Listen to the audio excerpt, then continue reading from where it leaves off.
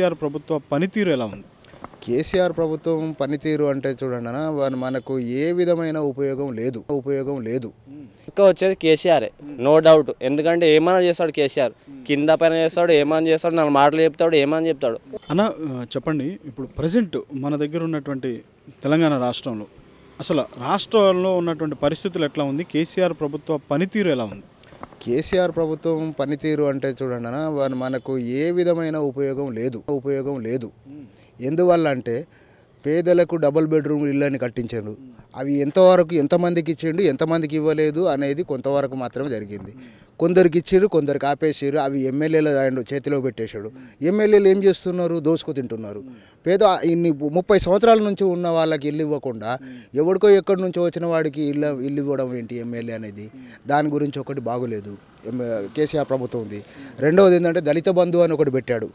దళిత బంధు అని పెట్టి ఎంతమంది దళిత బంధువులకు ఎంతమందికి దళిత బంధు రుణాలు ఇచ్చిరు మీరు? ఎవరికి సరిగా అందుబాటులో లేదు. అది కూడా ఎమ్మెల్యేల హ్యాండ్ ఓవర్లో ఉంది.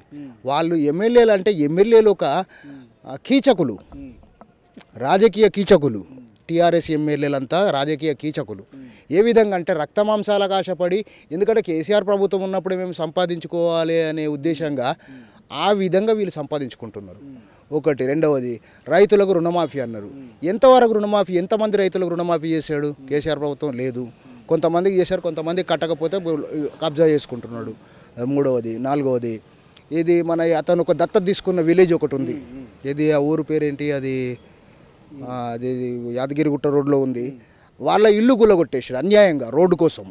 ఎందుకు? నీ ఫామ్ హౌస్ నుండి యాదగిరిగుట్ట వెళ్ళడానికి రోడ్ డెవలప్ కోసం వాళ్ళ ఇల్లు. మరి పేదలు వాళ్ళు ఎక్కడ ఉండాలి? వాళ్ళు రోడ్డు పైకి వచ్చేసారు. అదొకటి తప్పు చేశాడు. అసలు కేసీఆర్ ప్రభుత్వం లోపల చాలా వరకు 75% అన్యాయాలు ఉన్నాయి తప్ప న్యాయాలు ఎవరికీ లేవు. కానీ కేసీఆర్ కానీ ఇటు టీఆర్ఎస్ పార్టీకి సంబంధించిన నాయకులు కానీ చేస్తున్నటువంటి వ్యాఖ్య అంటే వాళ్ళు చెప్తున్నది ఏంటంటే దేశం మొత్తంలో కూడా ఎక్కడ జరగనంత సంక్షేమం ఒక్క తెలంగాణ రాష్ట్రంలోనే జరుగుతుంది, తెలంగాణ ఒక్కటే బాగా అభివృద్ధి చెందుతుంది అని వస్తున్నారు. ఆ వ్యాఖ్యలో వాస్తవం ఉందంటారా? దాని లోపల వాస్తవాలు ఉన్నవి, కొంతవరకు ఉన్నది. ఏ విధంగా అంటే ప్రపంచ బ్యాంకు నుండి లోనుగా తీసుకొని కొంతవరకు డెవలప్ ప్రాజెక్టులు కడుతున్నాము. కాళేశ్వరం కట్టారు మొన్న. ఎందుకు ఉపయోగపడింది? అది మొన్న నీట మునిగిపోయింది. కొన్ని వేల కోట్లు పోయినాయి, నష్టపోయినాయి. అది ఎవడి సొమ్ము? రైతుల సొమ్మే కదా, ప్రజల సొమ్మే కదా. కాబట్టి అది ప్రజలకు అన్యాయం చేసిన విధంగానే కదా. నేను దేశంలో ఎక్కడ లేని విధంగా మన తెలంగాణను అభివృద్ధి చేసినా ఏం చేసినావు నువ్వు? ప్రాజెక్టులు కడుతున్నా అంటున్నావు, రోడ్లు వేస్తున్నా అంటావు. ఎక్కడి గుంతలు అక్కడనే ఉన్నాయి. హైదరాబాద్లో చూడండి, ఒక్కొక్కటి ఇంత లోతు. డ్రైనేజీలు ఏం సౌకర్యం ఉన్నాయి? డ్రైనేజీలు చూడండి, రోడ్లు చూడండి. నిరుద్యోగ భృతి ఇస్తా అన్నా, అది ఎంతమందికి వచ్చింది? ఎవరికి లేదు. ఉద్యోగాలు ఇస్తా అన్నారు, ఎంతమందికి వచ్చినాయి? నువ్వు ఇచ్చేది ఓన్లీ కానిస్టేబుల్లకు మాత్రమే ఇస్తారు. అవి కూడా ఎంతవరకు సక్సెస్ అవుతున్నాయో అవి ఎవరికి లిస్టులో లేదు. మరి చదువుకున్న వాళ్ళ ఏజ్ బార్ అయిన తర్వాత నువ్వు ఎవరి కోసం ఇస్తావు ఉద్యోగాలు? వాళ్ళ అమ్మ నాన్న ఎంత కష్టపడి సంపాదించి వాళ్ళని పోషించి చదివిస్తున్నారు. నువ్వు ఆలోచించి, నీ కొడుకుని మినిస్టర్ని చేసుకోవడం, నీ బిడ్డను మినిస్టర్ని చేసుకోవడం, నీ అల్లుని మినిస్టర్ చేసుకోవడం కాదు రాజకీయం అనేది. ప్రజలకు ఉపయోగకరంగా చేసేదే రాజకీయం. కాబట్టి సమపాలన ఉండాలి. ఏ విధంగా నువ్వు ఇప్పుడు దళితునికి నువ్వు ముందు పార్టీ పెట్టినప్పుడు ఏమని చెప్పినావు? దళితునికి సీఎం చేస్తా అన్నావు. దళితుని సీఎం ఎక్కడ చేసినావు? వాడి పేరు పెట్టినావు, పక్కన నువ్వుకేసి నువ్వు కూర్చున్నావు. నీకు ఏమన్నా ఎవరైనా ఎదురు మాట్లాడితే ఎవడరా అది మాట్లాడేది, బేకోఫ్ కూర్చో అంటావు. ఇదేనా నీ పద్ధతి? సీఎం మాట్లాడే విధానం ఇదేనా? అది అందుకనే కేసీఆర్ ప్రభుత్వం లోపల ఎటువంటి సౌకర్యాలు లేవు పేదలకు. అంటే మరోసారి కేసీఆర్ ముందస్తుకెళ్లే పరిస్థితి కనపడుతుంది అని చెప్పి కూడా అంటున్నారు. ఒకవేళ మరొకసారి ముందస్తుకెళ్తే ఎలా చూస్తారు మీరు? ముందస్తుకెళ్తే మాత్రం తెలంగాణ ఇంకా దాన్ని విదేశాలకు అమ్మే పరిస్థితే వస్తుంది తప్ప కేసీఆర్ ఉద్దేశపూర్వకంగా తెలంగాణను అభివృద్ధి పరచాలనే ఉద్దేశం మాత్రం ఏమాత్రం ఉండదు. ఎందుకంటే మంచి పదవులన్నీను తండ్రి హ్యాండ్ ఓవర్ చేసుకున్నాడు, కొడుకు హ్యాండ్ ఓవర్ చేశాడు, కూతురుకు హ్యాండ్ ఓవర్. ఈరోజు కూతురు ఎమ్మెల్సీ కవిత లిక్కర్ స్కామ్లో అదైపోయింది. ఆమెను కాపాడడానికి నువ్వు ఎంతమంది మినిస్టర్లు, ఎంతమంది ఎమ్మెల్యేలను అడ్డుపడేసినావు? అది నీ ఆత్మకు తెలిసి ఉండాలి కేసీఆర్కి. అంతకు మించి నువ్వు తెలంగాణను ఏదో ఉపయోగిస్తున్నా, నేను దేశంలో నేను విధంగా చేస్తాను అనేది తప్పు. నువ్వు ఒక తెలంగాణకు మాత్రమే సీఎం. ఇట్లాంటి 19 స్టేట్లు ఉన్నాయి మన ఇండియా లోపల. మరి అటువంటప్పుడు దానికి ప్రధానమంత్రి మోడీ వచ్చినప్పుడు హైదరాబాద్లో నువ్వు ఎందుకు రిసీవ్ చేసుకోలేకపోయినావు ఒక సీఎం అయి ఉండి? తప్పు కదా అది. నీ పార్టీ నీది ఉండదు, వాళ్ళ పార్టీ వాళ్ళకు ఉండొచ్చు. కాకపోతే పీఎం కదా అతను. నువ్వు ఆఫ్టర్ ఆల్ సీఎం. నీలాంటి సీఎంలు 19 మంది ఉన్నారు. మరి అట్లాంటప్పుడు నువ్వు తీసుకోవచ్చు కదా. దాని ప్రకారంగా చూస్తే ఇప్పుడు బహుజన్ సమాజ్ పార్టీ ఉంది, కాన్సీరామ్ స్టార్ట్ చేశాడు ఆ పార్టీని, మాయావతి సీఎం అయింది, అంతవరకు కొంతవరకు జరిగింది. ఇప్పుడు అదేవిధంగా తెలంగాణ లోపల మందకృష్ణ మాదిగ గారు పార్టీ పెట్టారు. ఆయనకు ఏమైనా ముందు పొలిటికల్ లోపల ఆయన కనుక ఇది చేస్తే బహుజనులంతా దాదాపుగా 99% మంది మందకృష్ణ మాదిగని ఎన్నుకుంటారు. టీఆర్ఎస్ ప్రభుత్వం ఒకవేళ తెలంగాణ లోపల మందకృష్ణ మాదిగ గారు పార్టీ పెట్టి ఉంటే టీఆర్ఎస్ పార్టీకి మాత్రం ఏమాత్రం విలువ ఇవ్వరు. ఇది వాస్తవం.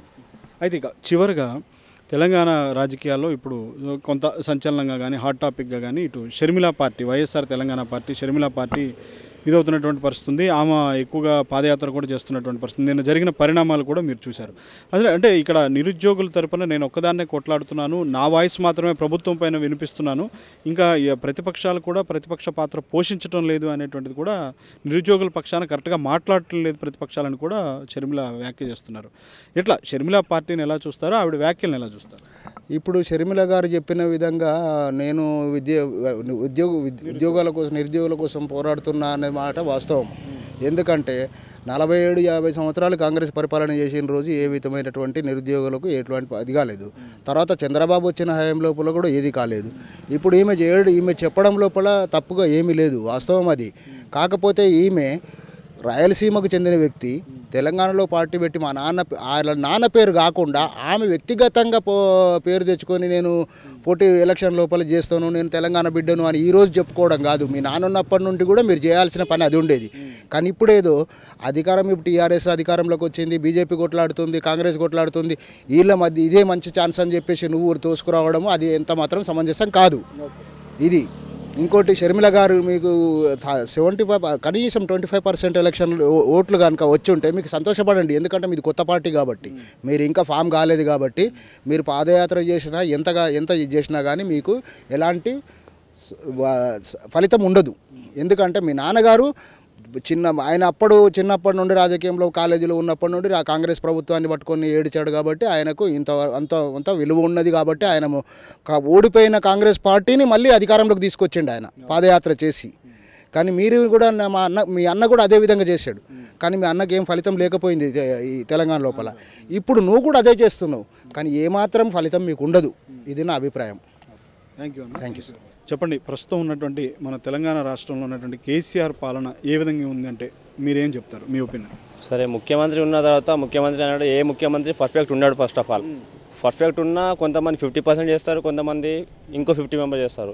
ఇప్పుడు కేసీఆర్ అనేది ఇప్పుడు నేటి ఫర్ మిషన్ భగీరథ అండ్ ముసలి వాళ్ళకు పింఛను అండ్ ఇప్పుడు రైతు బంధు ఉంది. అది కొంతమందికి అవసరమే లేదు అసలు. మొత్తం వాళ్ళ ఎంపీ ఎమ్మెల్యేలకే వేల ఎకరాలు ఉన్నాయి, జీతాలు ఉన్నాయి, వాళ్ళకు అవే వస్తున్నాయి. బట్ వాళ్ళకు లిమిట్ పెట్టాలి. ఫస్ట్ ఒక 5 acres ఉన్న వాళ్ళకు లిమిట్ పెట్టి అంటే వాళ్ళు అభివృద్ధి చెందుతారు. వీళ్ళు ఉన్నోళ్ళే దోచుకొని తింటే ఇంకెక్కడ అభివృద్ధి చెందుతుంది? ఉన్నవాడు అట్లా ఉంటాడు, లేనివాడు అట్లా ఉంటాడు. అది ఒకటి మెయిన్ అనమాట. ఇంకోటి విద్యా వ్యవస్థ, వైద్యం ఫస్ట్ ఫ్రీగా చేయాలి. లైక్ కేజ్రీవాల్ లాగా ఢిల్లీలో చేస్తుండడు అట్లా ఉచితంగా చేయాలి. అవును, అది రెండు చేస్తే మన ఇండియా కాదు, మన ప్రపంచంలోకి మన తెలంగాణ దూసుకొని వెళ్ళిపోతాం అన్నమాట. అయితే కానీ ఇప్పుడు ఏంటంటే మన దగ్గర తెలంగాణలో వైఎస్ఆర్ తెలంగాణ పార్టీ అని ఇక్కడ ఉన్నటువంటి ఏ పార్టీ కూడా తెలంగాణ వాళ్ళకి న్యాయం చేయటం లేదు. నేను న్యాయం చేస్తానంటూ వచ్చి ఎవరు కొట్లాడటం లేదు. నిరుద్యోగుల తరఫున నేనే కొట్లాడుతున్నాను, నిరుద్యోగుల్ని మోసం చేసింది ఈ రాష్ట్ర ప్రభుత్వం, అదేవిధంగా ప్రతిపక్షాలు కూడా మోసం చేశాయి, వాళ్ళ పక్షాన్ని నిలబట్టలేదు, నేను నిలబడుతున్నానని వ్యాఖ్యలు చేస్తున్నారు. షర్మిల వ్యాఖ్యల్ని మీరు ఏ విధంగా చూస్తారు? సరే, షర్మిలలో ఉంది, మాటలు ఉన్నాయి, అన్నీ ఉన్నాయి, బట్ ఆమెకు సపోర్ట్ లేదు. మన తెలంగాణలో నాయకులు లేరు గట్టిగా. అభివృద్ధి చెందుతుంది, ఇప్పుడు కాదు, ఇంకో 20 years తర్వాతైనా అభివృద్ధి చెందుతుంది. బట్ ఇప్పట్లో అయితే కష్టం. ఎందుకంటే ప్రజల ఆదరణ రావాలి, ప్రతి జిల్లాకు ప్రతి ఊరికి వెళ్ళాలి, తిరగాలి, ప్రతి ఊర్లో ప్రతి ఇంట్లో ఒక నాయకుడు ఎదిగినప్పుడే షర్మిల బయటకు వస్తుంది. ఇప్పట్లో అయితే కష్టం, ఎందుకంటే పెంచుకోవాలి. రీసెంట్గా వచ్చింది, ఆమె ఎప్పటి నుంచి వస్తే అవుతుందన్నమాట. అవును. సో ఇప్పుడు రాష్ట్ర ప్రభుత్వం ఒకవేళ ముందస్తు ఎలక్షన్స్కి వెళ్తే మీ ఒపీనియన్ ఏంటి? ముందస్తు ఎలక్ట్గా పక్క వచ్చేది కేసీఆర్, నో డౌట్. ఎందుకంటే ఏమైనా చేస్తాడు కేసీఆర్, కింద పైన చేస్తాడు, ఏమైనా చేస్తాడు, 4 మాటలు చెప్తాడు, ఏమైనా చెప్తాడు. బట్ కేసీఆర్ వస్తాడు, ఓట్లు వేస్తాడు ఏదన్నా. మరి ఇప్పుడు మల్లారెడ్డి పైన ఐటీ సోదా జరిగింది, అక్కడ ఏం ప్రాబ్లం కాదు వాళ్ళకు, ఒక పైన ఎంట్రుక పోయినా ఏం ప్రాబ్లం ఉండదు వాళ్ళకు. మరి ఆల్రెడీ అవన్నీ ఇన్ఫర్మేషన్ ఇచ్చి ఐటీ సోదా పైన దాడులు జరుగుతాయి. మరి ఇవన్నీ న్యూస్ ఛానల్ కోసం చేసే ఇవన్నీ వాక్యాలు అన్నమాట వాళ్ళందరూ. సో ఫైనల్గా రాష్ట్ర ప్రభుత్వం నుంచి మీరు ఏం ఆశిస్తున్నారు ఒక విద్యార్థిగా? ఒక విద్యార్థికి ఆశించేదంటే నా తరపున కాదు, స్వార్థం కోసం కాదు, అందరి తరపున వైద్యం విద్య ఉచితంగా ఇస్తే సరిపోతుంది. అండ్ మన విద్యార్థులకు జాబ్స్ నోటిఫికేషన్ ఇంకా ఎక్కువ రావాలి, కొంచెము ఏజ్ సడలింపు కూడా పెంచాలి, అన్నీ చూసుకుంటే అయిపోతుంది. ఇక ఓన్లీ విద్యార్థుల కోసం ఇది అయితే. Thank you very much.